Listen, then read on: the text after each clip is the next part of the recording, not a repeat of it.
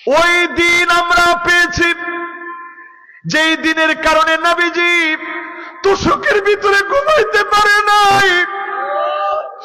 আল্লাহ নবী চাটাইয়ের ভিতরে ঘুমাইতেন, এমন ভাবে চাটাইটা পাকানো ছিল।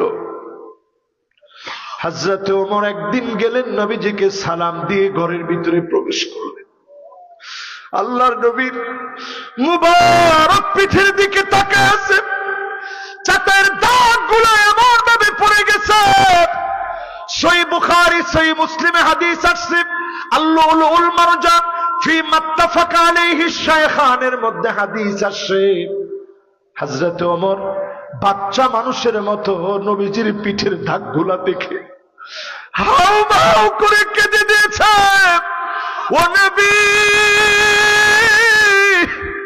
কেমন করে আপনি এত কষ্ট করেন? আল্লাহ নবী বলেন, ওমর রে, এটা কোনো কষ্ট না। ফালাহুমুদ দুনিয়া, রোমের সম্রাটদের জন্য আছে দুনিয়া, তাদের জন্য আছে দুনিয়া।